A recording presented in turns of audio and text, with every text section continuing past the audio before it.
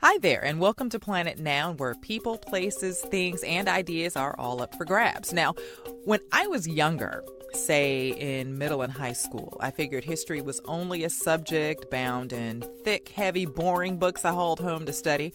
It took some time for me to notice that history's being made all around me every second, every single day. Now, maybe this explains my attraction to journalism, which has been described as history's rough draft. For good or for ill, we're all making his and her and their stories, making our marks on the lives of those in our sphere. Who knows, we may never make history book pages. Some of us will, some of us won't, but maybe our influence will ripple through the lives of those whose names are enshrined there. I can't help but think of Oprah Winfrey. She wanted to be a fourth grade teacher, and I think on one or maybe more of her shows, she brought her fourth grade teacher on, to honor her and to talk about how she wanted to be like her. Now, I could not tell you the fourth grade teacher's name, but that woman's influence has definitely rippled through Oprah's life. Mrs. Duncan, I went and Googled it. Mrs. Duncan is an example of someone who might not be very well known, whose name is not on everyone's lips around the world, but she definitely had that ripple effect. No matter what, history is being made all around us, has been made all around us, and some of it is hiding in plain sight. Now, that's how I met my next guest as part of a work assignment at a cemetery where things were hidden in plain sight. Let's get to our talk with Michelle C. Thomas, founder of the Loudoun Freedom Center in Lansdowne, Virginia. That's in Northern Virginia, in Loudoun County, right across the Potomac River from D.C. and from Maryland. It's also right across from West Virginia, Harper's Ferry, West Virginia, which is right where the Shenandoah and Potomac Rivers meet. Back to Loudoun County. It's about 45 minutes to an hour's drive from Washington, D.C., still part of the DMV, the D.C. metro area. Now, back in the day, most folks were about that agrarian life in Loudoun County, and most black folks were forced to be about that enslaved life. I say most because there were some free black folks in Loudoun County. But that's another story for another day. Now, these days, Loudoun County, Virginia, has the distinction of topping the list of highest income counties in the United States. And like many places, it's a county rich with history, some tidbits known, other components emerging, which is why I ended up crossing a busy route with a diverse group of people one afternoon, crunching over gravel into what looked like some nondescript woods. But there was more than I could see. And that more is what led to the Loudoun Freedom Center's creation. Now let's get the story with founder Michelle C. Thomas. And if you hear some background noise here and there, some folks talking, a little bit of wind in the background, Pastor Thomas was outside when she was interviewing, and the wind kicked up here and there. But that's enough intro. Here's Michelle C. Thomas of the Loudoun Freedom Center. I'm the senior pastor and founder of Holy and Whole Life Changing Ministries. And maybe close to 4 years ago, we were endeavoring to build a church in Lansdowne. As you know, Lansdowne is a historic community. It is a 5-star resort community that was a former plantation. And in Lansdowne, there's absolutely no historic markings. Most people, even those that have houses and have purchased and are longtime residents, don't know the African American history of Lansdowne. We were endeavoring to build a church, Holy and Whole, and we are predominantly an African American church. And Lansdowne is what you would call a pre-planned community. So, the developers had already apportioned a piece of land for a church, the schools, elementary, middle, high school, all those amenities, hospital, town center with grocery store, and everything that you can think of is already apportioned in Lansdowne. And so most of Lansdowne is all built out except for no one has built the church. And so our church has endeavored to purchase a piece of land. We did a feasibility study that uncovered a lot of this history of enslavement. And of course, my next concern after we realized that Lansdowne was a former slave plantation called Colton, we wanted to know where the enslaved was buried because, as we were going to build this church, we certainly didn't want to build on an African burial ground. And that is really how the search began to find out where the enslaved were buried. We could not find the cemetery cemetery in Lansdowne, but we did find the adjacent cemetery of the what I would call sister plantation, which is Belmont Country Club today. So Lansdowne, which is the former Colton plantation, was owned by a cousin, and that cousin's name was a famous cousin actually, Colonel Thomas Ludwell Lee. And Colonel Thomas Ludwell Lee was cousins to Robert E. Lee, Oh, General Robert okay. E. Lee. So it is the famous Lee family plantations. And across the street from Lansdowne was another cousin. His name was Ludwell Lee. Ludwell Lee was the aide de camp to Lafayette, Marquis Lafayette, General Lafayette. He was the son of Richard Henry Lee, which was one of the original signers of the Declaration of Independence. So this history that we have in Lansdowne is a rich American history, and our church discovered it or rediscovered it as we were endeavoring to build our sanctuary. Okay, and I like how you said rich American history because African American history is American history. It is. Oftentimes people become disenfranchised and they actually give up because there's such disinterest in African American history. And that's because we've not incorporated the African American history into the American history. But as you learn and rediscover, you'll find out that we are bound tightly together by shared history. And so there's really no way that we can unbind our history at this point. And so this is part of the path that led to the annual commemoration or remembrance Right. at the Belmont Slave Cemetery.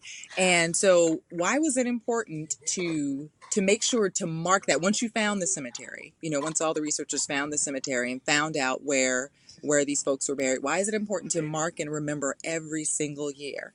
It's important because he who forgets his history is destined to repeat it. And that is a famous saying. Well, I heard it first by Dr. Benjamin E. Mays when I was in fifth grade, actually.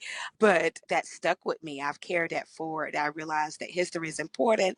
And the fact that we don't know this history is actually scary to me because this history of plantation ownership and wealth and farming, that history is the infrastructure in which our wealth is built in Loudoun County. So Loudoun County is the richest county in the nation or the wealthiest county in the nation. And so to not understand that this wealth was built and the wealth of the country was actually built on the back of slaves or the enslaved who labored without pay and who did not enjoy any of the accoutrements of building this wealth, that story has to be told. They are the national heroes. They are Americans' unsung heroes. When did this type of preservation work, making sure that this type of American history, untold history, is preserved?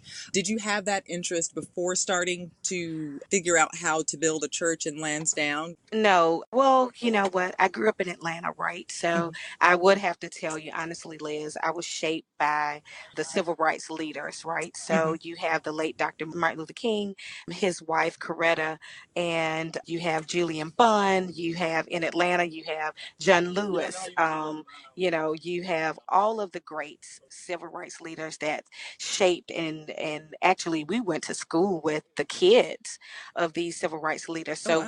they were accessible to us. So you're talking about Andrew Young and Maynard Jackson. And so we knew these civil rights leaders and pioneers personally, and they helped to shape how we saw the world and how we told our story. So from a child, I had the idea that he who tells the story runs the world, basically. Ah, And uh-huh. so when I got here to Virginia and I began to work in IT, obviously there's a story there because I was 27 years old when I retired. And, there's a fascinating story of African American women in IT doing amazing things. But that didn't bring out what was inside of me.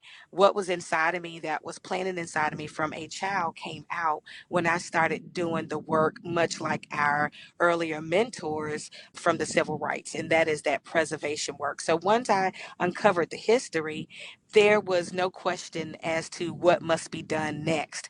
I was raised to understand what must be done next. And now that is exactly what you were doing. Exactly what Exactly. you were So doing. I'll give you a quick little story, and you have to know this. Oh, okay. So I want to see if you remember this. So the first time you came out to the wreath laying ceremony, do you remember that? Uh-huh. Okay.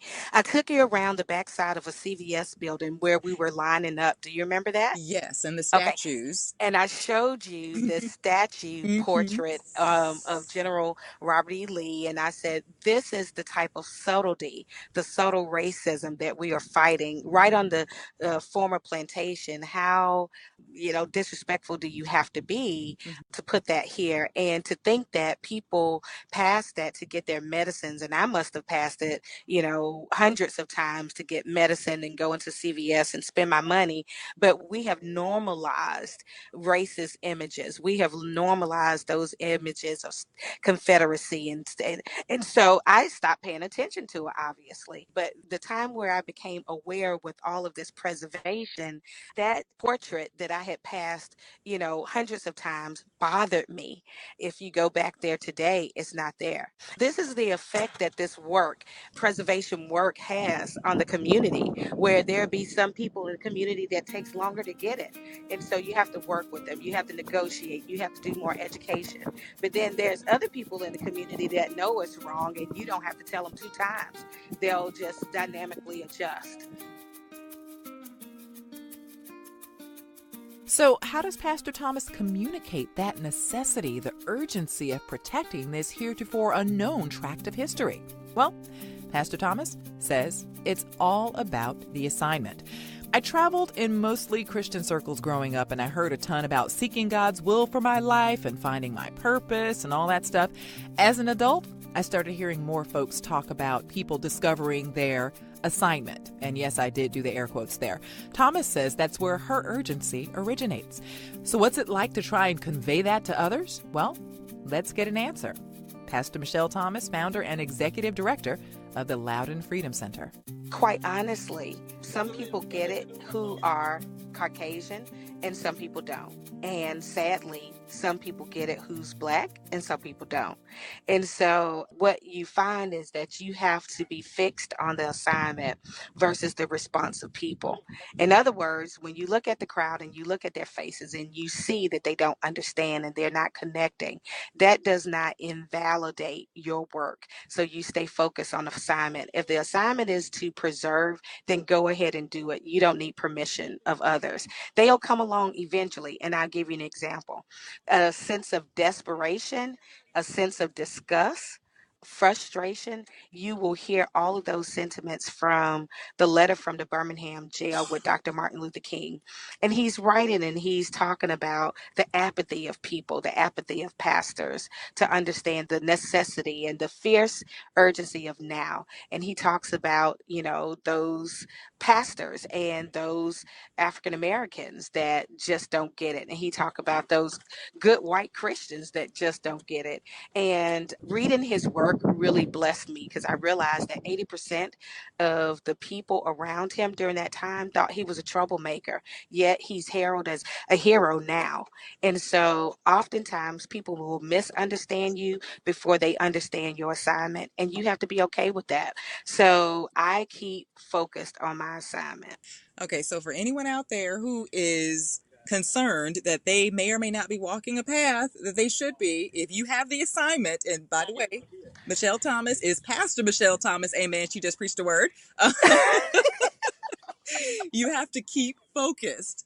Yeah, there's a story in Acts that talked about a deacon, a brand new deacon, actually. His name was Stephen. Mhm. And Stephen was, one of these deacons that the apostles assigned to these churches to take care of the widows and the elderly and this and the other. Well, he actually was stoned to death. Mhm. And they said, this is the words of the Bible, they said that as Stephen was being stoned to death, he kept his eyes gazed on heaven. And literally, I have taken that that thing to heart. And so it doesn't matter what the newspapers write. It doesn't matter how many people may misconstrue what I'm doing. It doesn't matter if anybody says it's for some sort of selfish gain. It doesn't matter. I know the truth. I know exactly why I'm doing it. It must get done. And so I keep my eyes fixed on heaven because this is really what God wants to do. This is His work, not mine. I could have never uncovered all of this and had the success that God has given me. This is His work. So this is the Lord's doing, and it's marvelous in my eyes. So that there was an allusion to a Bible verse. Psalm chapter 118, verse 23, a chapter full of praise, thanks to God for success, no matter what the obstacle. One thing fascinates me when it comes to uncovering cemeteries for the enslaved in the United States. Now, number one, I can't help but wonder if some direct or cousins' ancestors' remains are there. Can't help but have that flit through my mind, since at this point I can only trace my ancestors back a few generations. So here's the thing that fascinates me as a journalist. The possible stories. What were these folks like? How can we find out about their daily lives, their favorite foods? Will we ever know that much about them? Did they have time for any artistic pursuits while mired in systemic oppression? Because, creativity will find a way, just like freedom. And that was one of my questions. How do you start hearing about some of the stories? Because one of the questions I had is I was wondering if you were from the area, or if you were from outside of the area. But you're an area transplant, a DMV area transplant. And I remember at the first wreath laying where I was, there was a gentleman, and I forget his name. Yes, A.D. Carter, Alfred Carter. Yes, is that the one? I think he was the one whose mom would bring him every single year to visit a grave of Absolutely. someone named Absolutely. Ned. And if you can go So ahead and tell that story. the day that you came to that first cemetery, there was a gentleman, wonderful man. He actually told me a story. He waited till the ceremony was over. He came up to me. He says, "Oh, Pastor Michelle, I want to tell you the history about my family in this cemetery." And he says, my great grandmother used to send me here to see Ned. And they told me, was my great great grandfather. And his grandmother used to take him, his mother used to take him, and they used to bring flowers and all of that. And he literally took me over to where this grave was.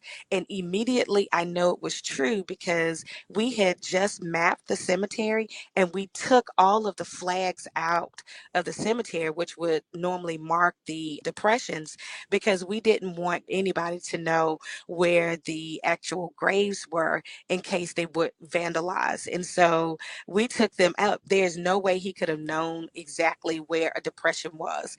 And he took me right to it. And I knew that that was a grave because that was one of the ones that I marked personally. So that was the only story that we have, and it wasn't much information. This is what he told me. He said, I didn't get to ask a whole bunch of questions because back then kids were seen and not heard. I said, even in my time, kids were seen and not heard. So he doesn't know if it was a blood, relative, if it was an Uncle Ned that somebody called a grandfather. They didn't know, but they knew that they would come back there to pay homage and honor Mr. Ned. Subsequently, I had done bio sketches for all of the enslaved. And so Yes. the research that I found was research not of conjecture, but of documented facts. And so that is why I'm really excited about the research we're doing, because we get to tell the story in a way that is, one, authentic and true. So one, we want the authentic truth.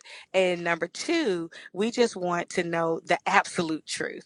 And the only way that we could find that, because no one wrote about the enslaved, they would write about them in a passive type of writing. So literally you're tracing your ancestors through the writing of wills, deeds, judgments, and that's where you find the most about them. So wills, deeds, judgments.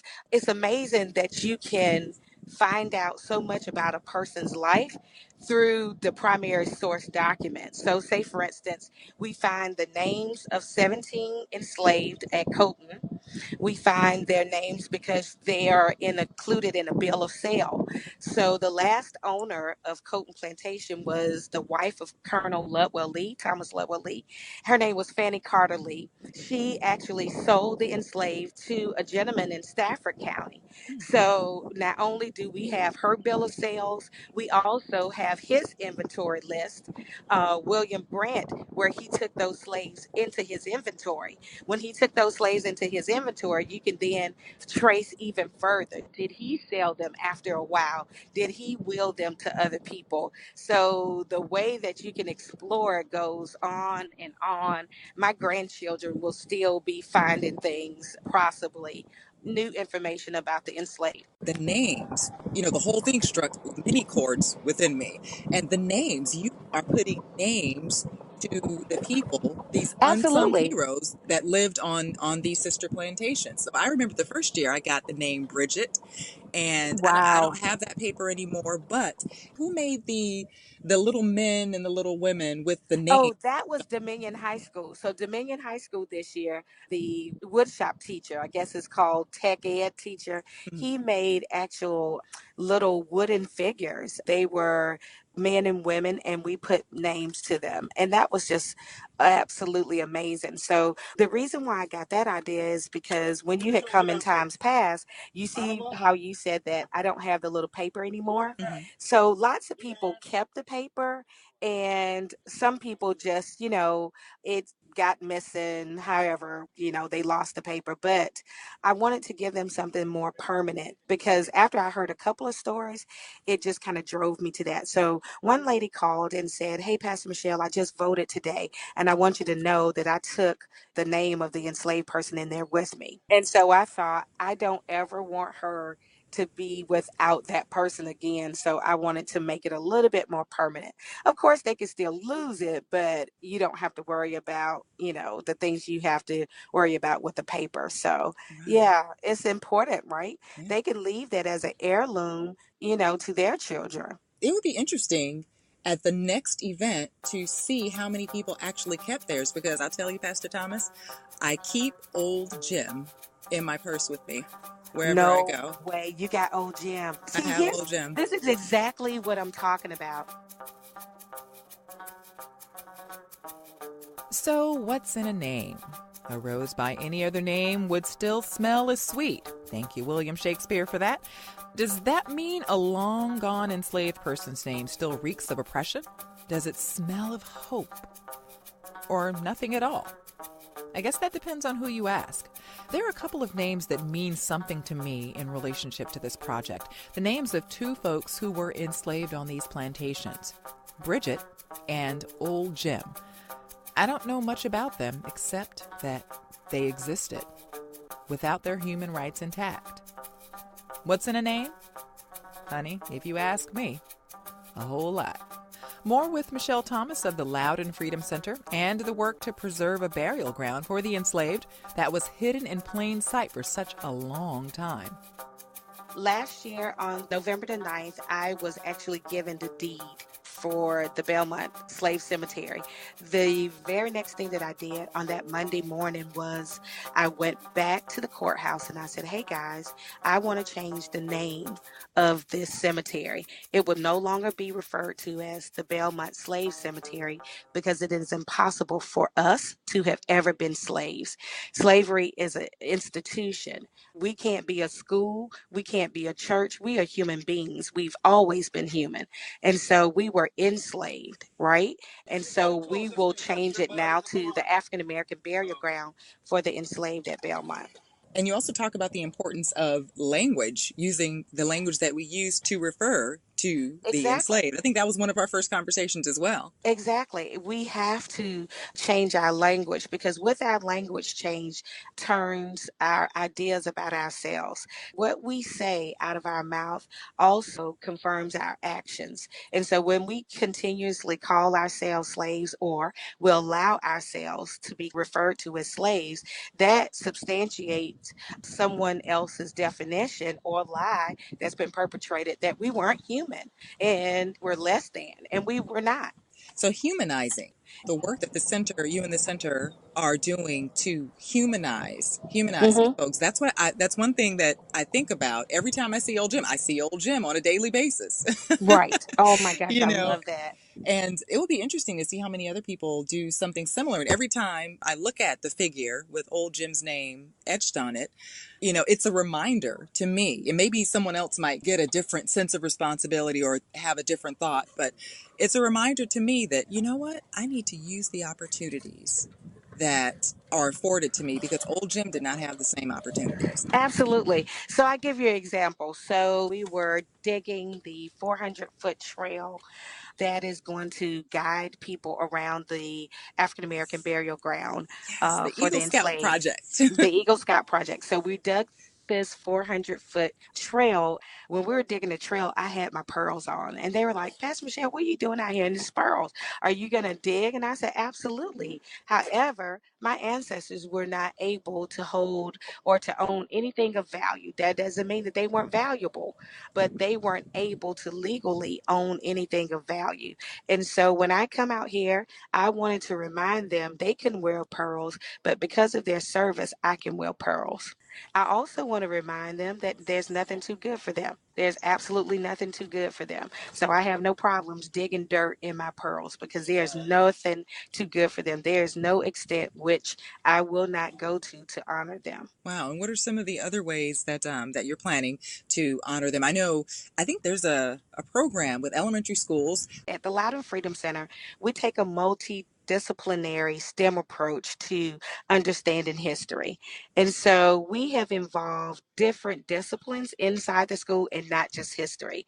The way equity works and the way equality works is you cannot stay in the confines of history and expect to make the broad changes that we need to make as a society. We want to affect the curriculum of Loudoun County to sort of bring in equity in terms of the way that we teach African American history and the way that we infuse African American history and images into the total curriculum for Loudoun County. And so once we collect data and find out, is this really affecting change? Do minority kids feel more engaged? Do they have a better outlook? Are they more engaged in history? Because, some people see history as so boring, and African Americans in particular are disengaged with history because it makes them the poor guy, the slave. It doesn't talk about the enslavement era from a standpoint where this was wrong. It speaks about the enslavement as if this was necessary for us to build this country. It's never necessary for you to enslave anybody or be mean to anybody in order for you to be successful. That is the narrative. That is the false narrative that have been perpetuated, and that's why we see white privilege, and that's why we see people that don't see others because they feel that it was necessary. It was their God-given right, to take advantage of another race, and that's wrong. And we need to stop teaching history like that. How are you going to figure that out or quantify what the changes in what children are feeling or experiencing or their engagement? So that's pretty easy to do, right? So I actually have a child that's in the fourth grade, Anna, and I heard before my daughter got in the fourth grade, I heard other Black parents say, "Oh Lord Jesus, you better watch it, Pastor Michelle. Fourth grade is when they start teaching Virginia history, and so it is that time where the kids start to have some adverse reactions, right? Adverse And reactions like, adverse reactions like they start to play, and kids naturally try to emulate what they've just learned. So kids would go out on the playground and they'll say, okay, well, you be a plantation owner or you be the slave. And guess who always ends up being the slave, right? right. So, and it just makes them feel bad. It literally happened to my kid this year. And even though people had warned me, I just thought maybe because I'm leading this effort that this certainly wouldn't happen to my daughter. This school certainly wouldn't have the insensitivity not to protect my child from this, knowing that I'm leading this effort. And I was wrong. My daughter came home crying, just like many other Black daughters, saying, they made me a slave today, mommy, or they told me I had to be a slave, or I couldn't play this game. And it's unfortunate. And so what happens is when you teach children the fundamentals of enslavement from a colonizational type premise, where they understand that this country was built by the enslaved labor. They understood that this country, enslaved people built the country and never allowed them to participate in any of the wealth of this country. People know that's wrong. Children know that's wrong. Yeah, I'll give you an example. So, as we were talking about different projects, and I worked with these fourth graders, we got to a group that specific job was to do mapping. So, this group was mapping in GIS, and their job is to map the boundaries of Belmont. Their job also is to map out the trail that we were building, and then to point out the significant features of this trail, and then write a little short story about it. After I gave the assignment over to the group, one of the questions that this kid asked me, which was just unbelievable, he said, Pastor Michelle, can I ask you, how will we get the credit for this? And I Hmm. thought, what? He said, how are they going to know that we did this work? Hmm. And I said, because we're going to say that on the historic marker. Hmm. On the historic marker, we're going to give the information about the enslaved and all the significant people that you're remembering and places that you're remembering back here. We're going to give that history, but we're also going to say that students from fourth grade in the year put this together. We will give you guys the credit. Wow. And Were they so I concerned about being erased? Yes, they are Wow. concerned about being erased. And so if they could think about that at this level, when we start teaching them how this history is erased and hidden from us, they understand it that that's wrong, because they want their work to be recorded. They understand that they're children and they can't get paid for it, but they're like, you better give me credit some kind of way. Because this is hard work. It's hard work. And And people, so, it seems like human beings want to be remembered. When people always talk about legacy, what you're going to leave behind, mhm, because mhm, we'll all leave mhm, this place sooner or later. mhm. What will you leave behind? What will you leave in your wake? Will you leave a bunch of garbage and destruction, or will you leave things better than how you found them? And for kids to want that, and for kids to understand that, to me, I thought these kids are really operating on a very high level. Hmm. And so they will not subscribe to these ideologies of slavery. They're not going to subscribe to that. If you want to change a nation, start with the kids. And the Eagle Scouts that are also involved. I met a gentleman from the All Dulles Area Muslim Society, Yes, Adams.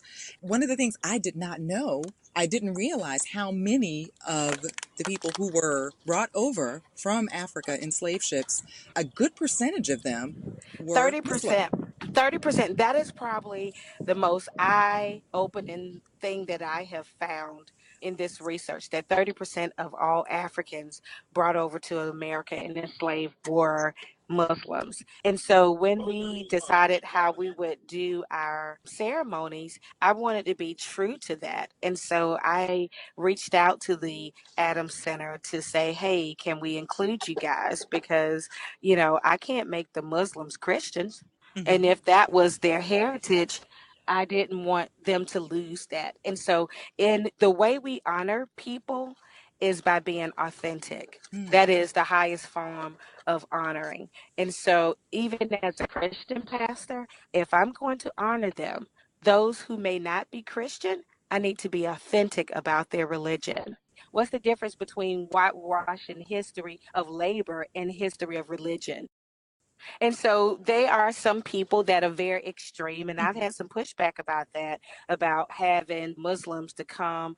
So if you know this history, it's incumbent upon you to be as accurate about giving those accounts. And so there's nothing that I'm going to do willingly or knowingly to injure, insult, or disrespect our ancestors ever again.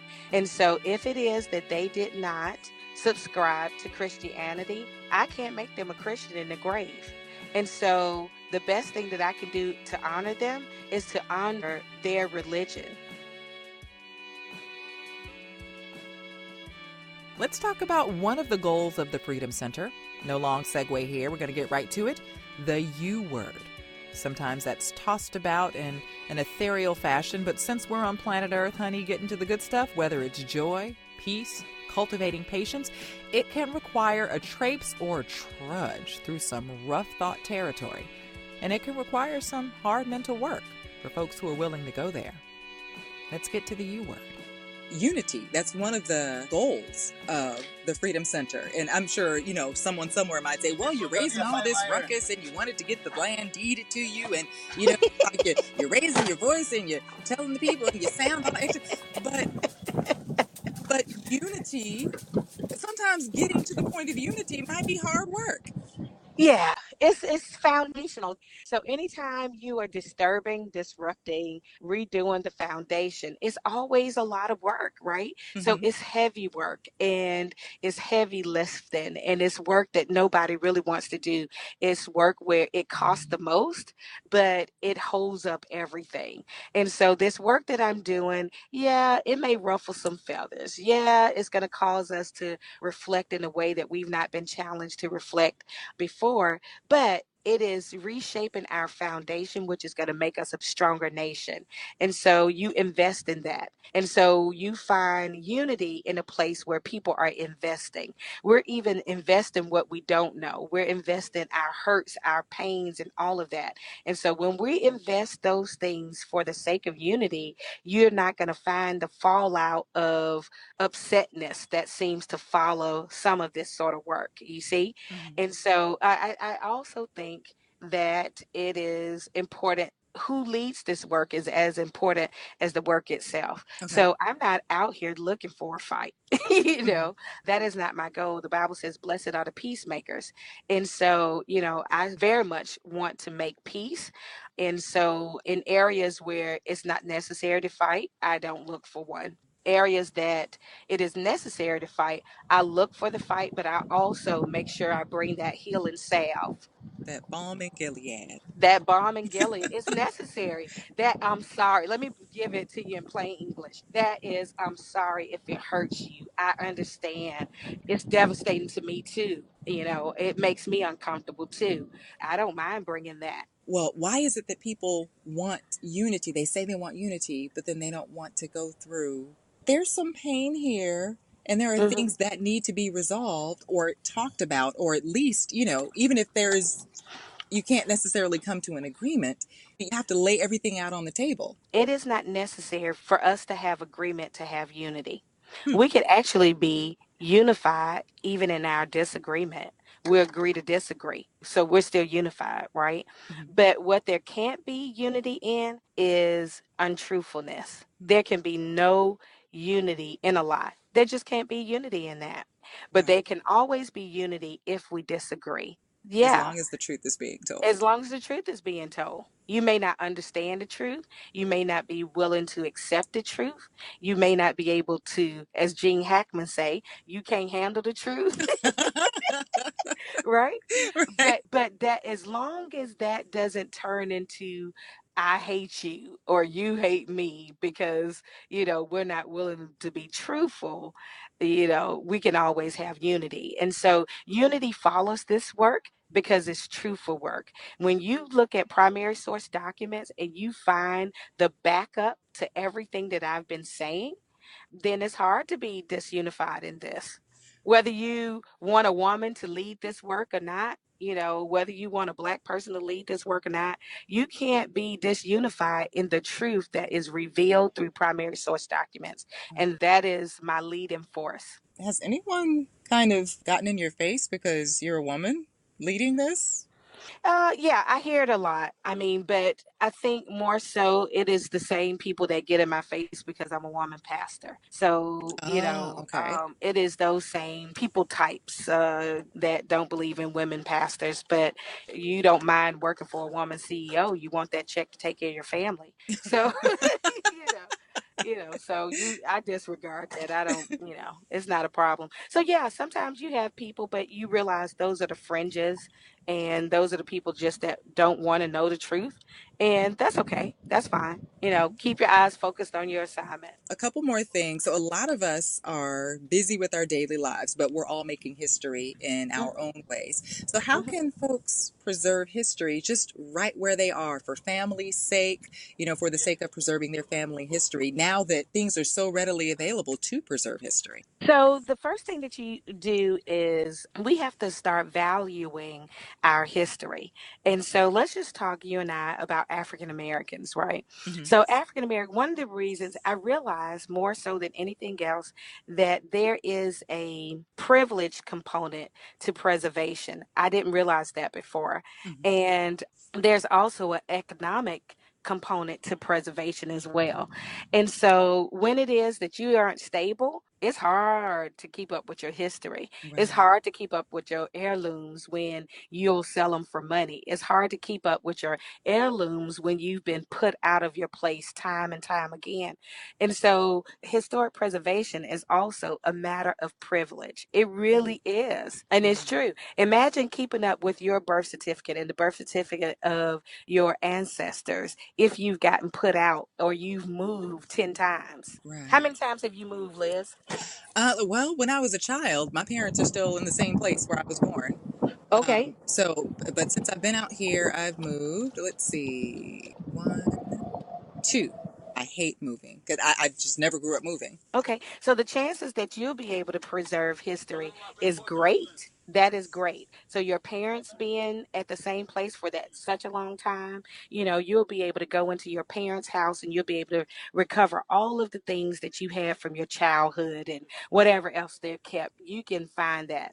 But if you've moved 17 times, if you moved, so you get the picture with that. Right. So the Things just get less lost and they fall between the cracks. Exactly. Furniture, get thrown away because it doesn't fit the new space and that sort of thing. So we lose a lot of our history is lost to that.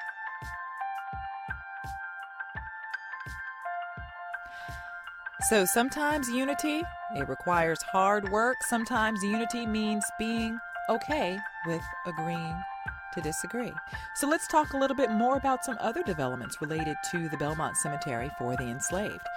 Pastor Michelle talks about historic markers throughout the county. In our county, less than 3% of historic markers are dedicated towards African American. Yet in the 1800s, African Americans made up over 30% of the population in Loudoun County. Wow. So literally, we built this county. This county was built, the wealth of this county was built on our backs, and only 3% of historic markers, actually less than 3% of historic markers record that. And so that is why the work of the Freedom Center is so important, because we will be the ones that will record, our history and make sure that we have those historic markers in place. When you come out to the ceremony, actually it could be later this year, there's going to be a brown sign on Harry Bird Highway. Get this. So Harry Bird Highway, the segregationist, Hmm. I was about to say, isn't that the? the segregationist, right? Hmm. Mass resistance movement leader. Because okay, don't even worry about that. But so you'll be on Harry Bird Way coming up to Belmont, and you'll start seeing these brown historic signs. Oh, okay. These brown historic signs will tell you Belmont, 1/2 mile, Belmont, 1 mile away. The African American burial ground for the enslaved at Belmont, 1/2 mile away. And I think that is fantastic, because while people will forget who led that movement, they get those who led that work. Right. Wow. Yeah. So that historic marker, that brown sign that is going to be posted up in the next couple of months, Oh, it okay. solidifies us forever. So let's wrap up today's podcast with this final stretch. Michelle C. Thomas is a pastor, honey, but don't get it twisted. Sister can laugh. So anyway, during our interview, I kept hearing wind in the background and folks talking in the background. So I asked Pastor Michelle what was up. Here's the final stretch with Michelle C. Thomas of the Loud and Freedom Center. Quick question: were you golfing when we were talking? Absolutely.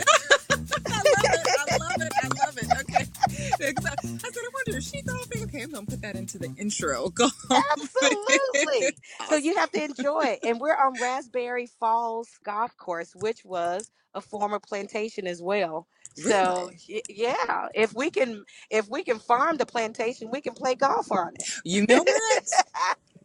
Truth. Isn't that something? Yeah. It wasn't too good for us to be on at the farm, So let's golf. Yes, so yes. let's golf. What's the point?